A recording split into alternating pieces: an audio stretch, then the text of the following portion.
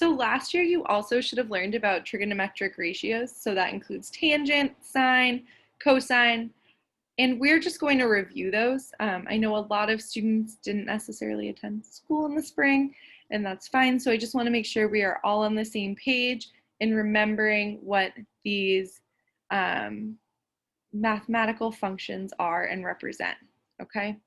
So we use trigonometric functions to find missing sides and missing angles in any right triangle.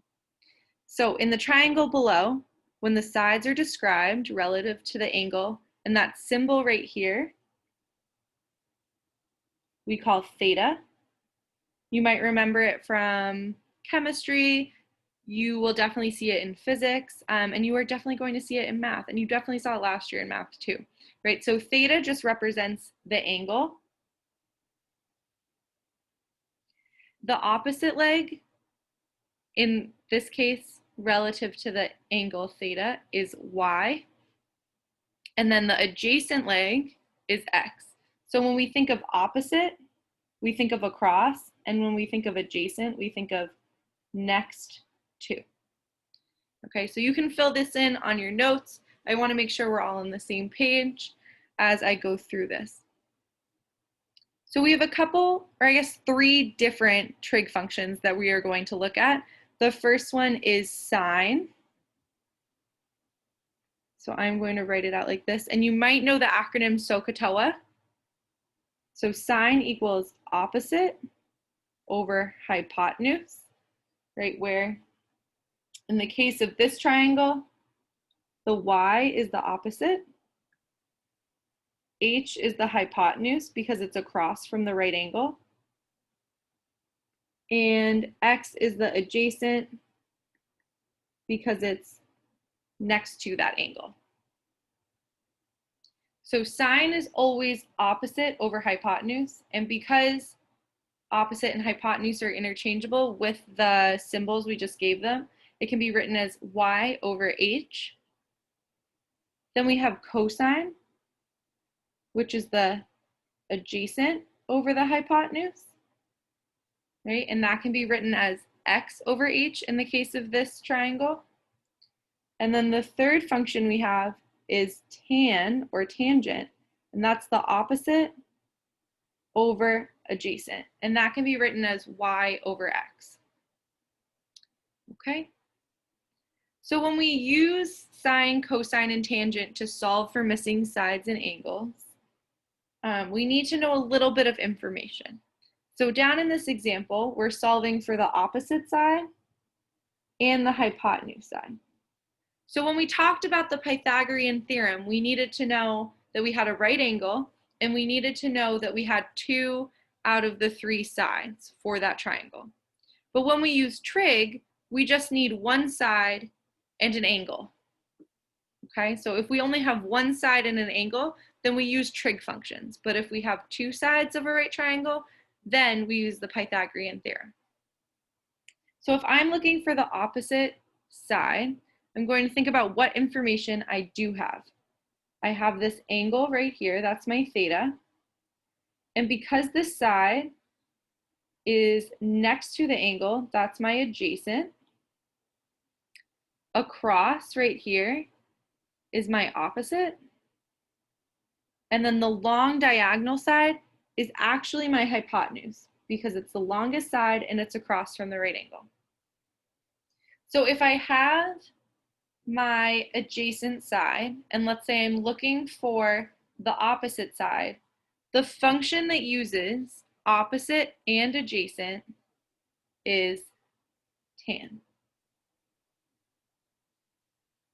Okay, so if I know that I have the angle and I know that I have the adjacent, but I'm looking for the opposite, then I know I have 2 out of 3 pieces of information.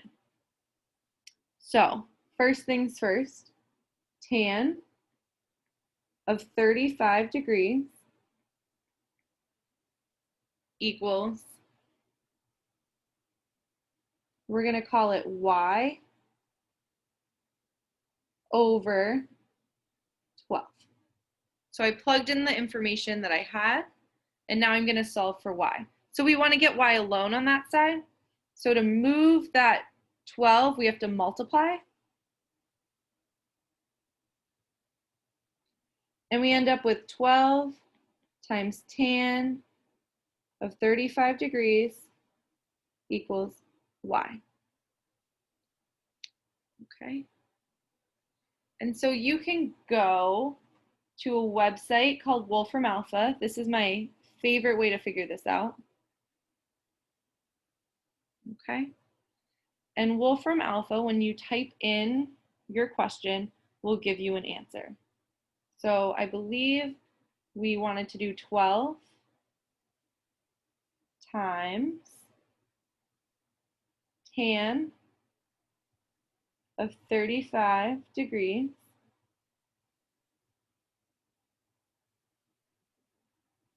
okay? And we get 8.4 as an answer. 8.4. So if I go back here, my y I know equals 8.4, and we don't have any units, so I'm just going to write units.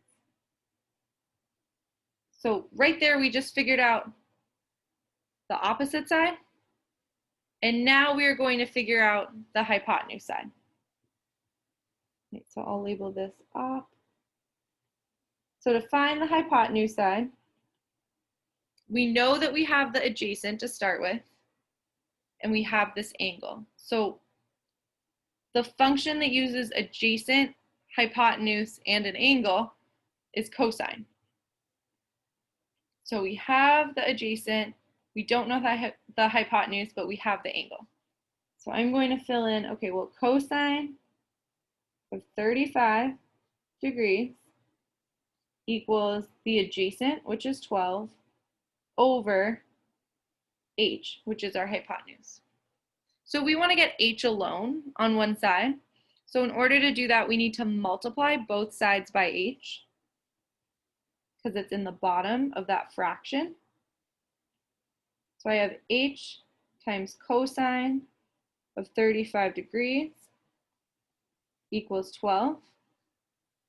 And then to get h finally alone, we need to divide by the cosine of 35 degrees.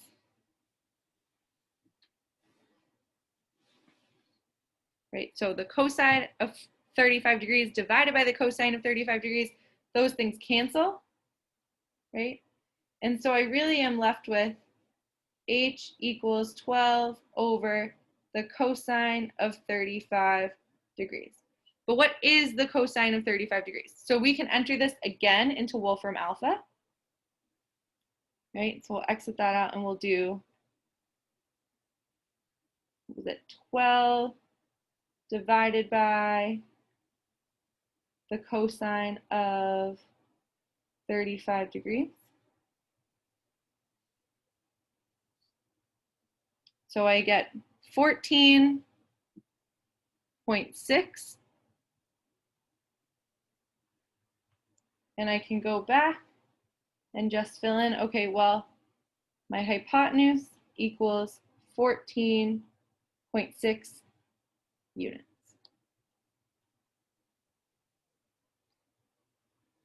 So we didn't use any trig functions to find angles, but we did just use two trig functions to find two sides. So hopefully this is helpful in refreshing your idea on of trig functions. And hopefully this is pretty straightforward. If you need to re-watch the video, be my guest, watch it as many times as it takes you to understand this. And then you will have work to follow this up, but you should check Google Classroom.